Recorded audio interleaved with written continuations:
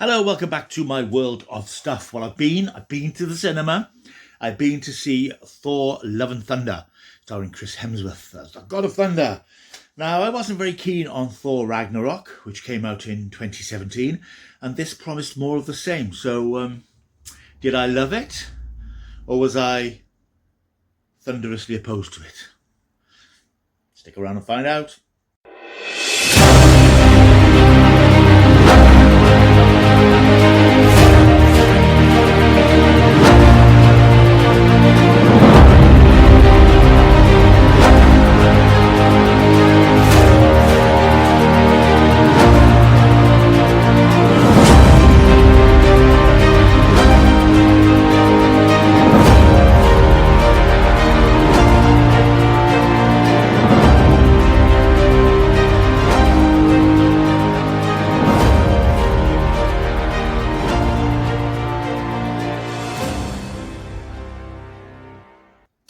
Right, Thor Love and Thunder is the sequel to Thor Ragnarok, which came out in 2017. It's the fourth standalone film featuring Chris Hemsworth as Thor.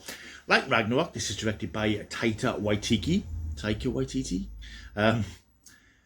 Stars Chris Hemsworth, stars Natalie Portman, who's back as Jane Foster after a considerable absence in the MCU.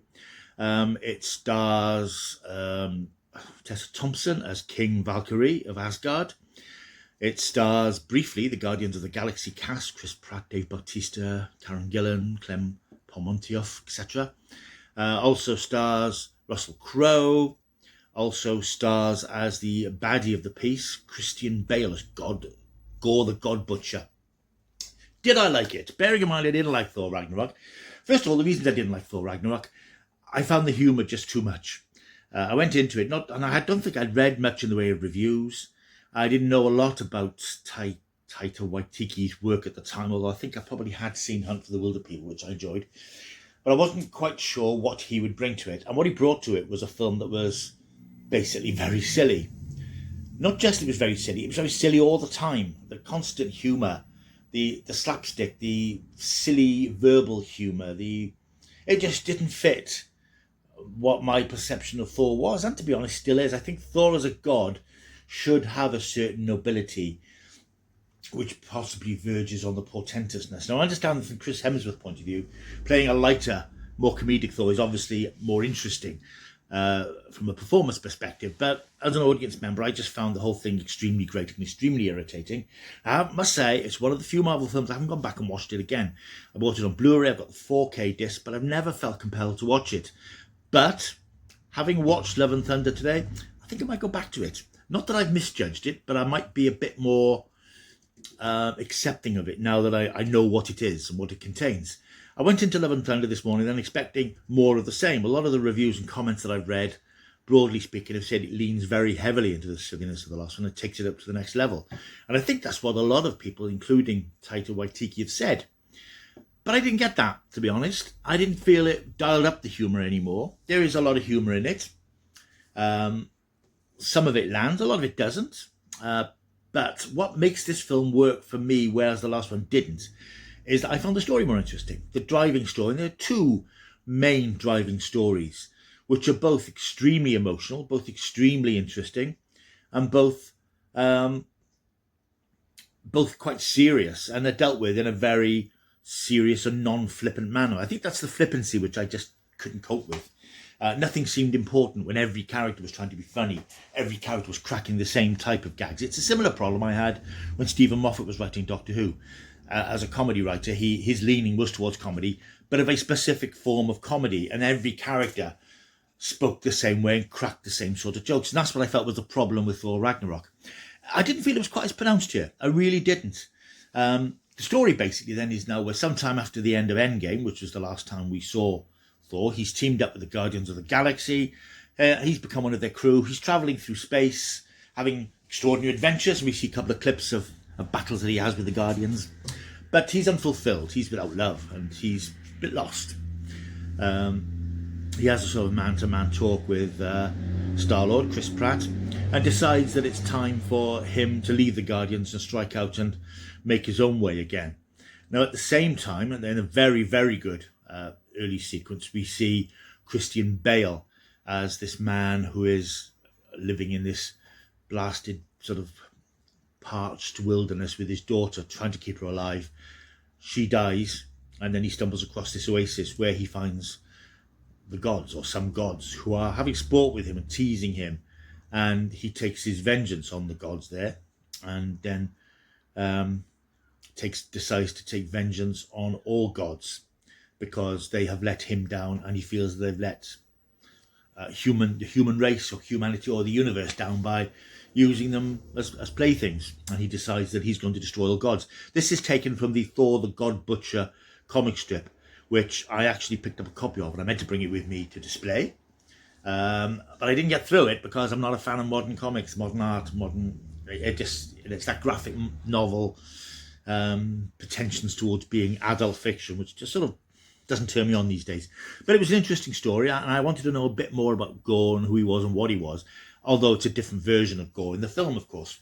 So he's now travelling through the universe, killing gods.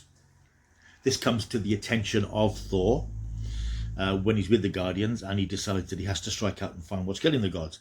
Meanwhile, back on Earth, Jane Foster, his ex-girlfriend, played by Natalie Portman, is in hospital. She's suffering from stage 4 terminal cancer. She's having treatment. She gets a visit from an old friend, who I won't spoil here, but it's a nice familiar face from the MCU. But then she's strangely drawn by hearing a voice that's calling her, so she travels to New Asgard, which you'll remember from the end of Endgame is where the surviving Asgardians now live on Earth, on what's become a tourist attraction.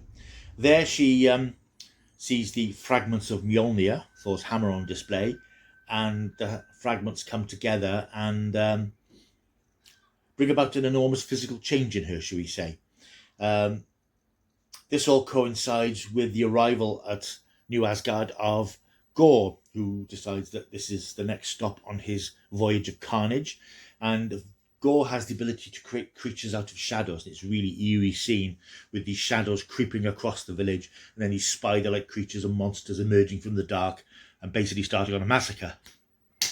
Thor arrives and helps King Valkyrie, Tessa Thompson, fight off these creatures, but it looks as if they're about to be overwhelmed when another figure arrives. It's Lady Thor, played now by Natalie Portman, who's got Mjolnir and has become, like Thor, an Asgardian super being. This obviously reawakens lots of previous emotions for both of them for their past relationship, and they find themselves teaming up to find and defeat Gorr the God Butcher, particularly because he steals away, in a very creepy sequence, all the Asgardian children from their beds and scoops them away. And what follows then is a mostly very dramatic, but with some comedic elements, quest to find Gorr before he destroys the kids and carries on killing more gods. I'm not going to go any deeper into the story because there are some little spoilers here and there about what happens.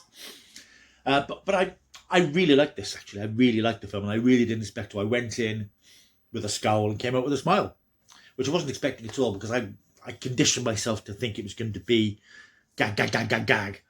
And there's a lot of that. There's a lot of humour. A lot of it is quite tiresome. There's a long sequence where Thor's team visit the home of Zeus, played by Russell Crowe, which is extremely inane. I just found that tiresome in the extreme, because the humour was just... It just launched fully into comedy mode there, and I just wanted that scene to be over. There's a couple of other scenes which made me cringe. But some people might find funny, but they just didn't seem as intrusive as last time. They didn't go on as last time, and I was able to sort of, yes, get on with it. And the film did get on with it. Particularly tedious were scenes where, obviously, Lady Thor, the mighty Thor, Jane Foster, now has Mjolnir. Thor himself has Stormbreaker. And there's a little sort of play on, his ex and Stormbreaker being jealous because he's trying to pick up where he left off with Mjolnir. And it's all, it's just silly. But it passes by in a way that sort of, because the main stories are interesting, I could say, right, okay, indulge yourself with this and we'll get back to the interesting stuff. So yeah, I really enjoyed it. I didn't find the humour as bad as last time or as annoying as last time, possibly because I was ready for it. So when it came along, I was like, okay, here we are. This is the funny stuff then. But I just found the two main storylines, i.e. Gorr the God Butcher, played brilliantly by Christian Bale, by the way. I didn't mention him earlier on. He's absolutely brilliant and quite terrifying. And I think there's a lot more they could have done with him. I think he's one of the stronger villains in the MCU, but he's such an interesting character. I think they could have done a bit more, perhaps, but that's just a minor criticism. And all the stuff with Jane Foster and Thor as the mighty Thor is interesting as well, and that goes to an interesting place, shall we say. Elsewhere, the visuals are fantastic. I mean, it is a beautiful looking film. The visual effects are genuinely breathtaking. Even though I don't like the scene with Zeus and the gods, it looks fantastic. The effects are just jaw-dropping, and it really is wow. You know, it's hard to be impressed by visual effects these days, but wow, this really is, you know, blows your mind. So yeah, I find it hard to fault in a way. I say the comedy is a bit tiresome in places, but I had a good time with it. With Ragnarok, I remember thinking, I can't wait for this to be over because I want to get out of here. I'm not enjoying this. It's annoying me. But I didn't find that this time, and that's mainly because it's a better story, a better script. And the stuff that's funny is funny. I mean, the goats are funny, the screaming goats. I find Korg, voiced by Taika Waititi, quite tiresome, and he's tiresome in this as well. But elsewhere, there's some good fun, a few good gags that did make me smile, did make me laugh, a couple that made me groan, some that made me roll my eyes. But all in all, I'm very pleased, because I did worry that this was going to be another Marvel duffer. And we had Eternals last year, which I really didn't like, and I didn't want to go through that again, because there's been a lot of criticism of Marvel Phase 4 that it wasn't up to snuff. And I think that this shows that Marvel have still got it. And there is an interesting mid-credit sequence that really was a wow moment, because it's based on a rumour I've heard in the last week or so, and to see a certain thing happen was like, oh, okay, that's interesting. And I don't think it's a spoiler to say that the film ends with Thor will return, which means that Chris Hemsworth will be back. And I'm pleased about that. I suppose one of the criticisms is that Thor does come across slightly in places as this slightly airheaded himbo, which is probably fun to play, but it's not what I expect of a god. But when he's serious, when he's dealing with the dramatic stuff, he reminds you what a good actor he is and what a strong character Thor is. But if you can cope with Thor being portrayed as a bit of a dope now and again, I think you'll have a good time with it. I had a good time with it. I'm very, very pleased that I enjoyed it as much as I did. My rating, I'm going to give it, the humour does take the edge off slightly, but I'm going to give it a good 7.5 out of 10, which, to be honest, is a good 4 points more than I expected. I was thinking this was going to be a 3 or 4 pointer, but I was genuinely impressed, and I would go and see it again. Whereas Ragnarok, I had no interest in seeing again at the cinema.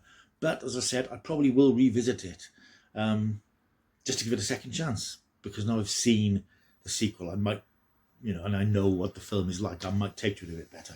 So those are my thoughts on Thor Love and Thunder. If you've seen it, let me know what you thought of it. Leave a comment down below. Tell me your opinions here. If you're planning to see it, what you hope to get from it. Like and subscribe. Look at some of the other videos that are that way, of all sorts of interesting bits and pieces. And I'll see you very soon. Next video is going to be something slightly different. On Sunday, the 2 Peter Cushing Doctor Who films are getting a brief cinematic re-release to accompany the recent box set release of Doctor Who and the Daleks and the forthcoming release of Daleks Invasion of Earth. And despite the fact I've seen this film hundreds of times, I'm going to a screening at the local cinema because it's one last chance to see these films on the big screen, I think, and there's going to be a Dalek in presence patrolling the streets. So I should do a little on-location video for that one, which should be up on Sunday. So thank you for watching. Like, subscribe. I'll see you soon, and until I do, keep taking the stuff.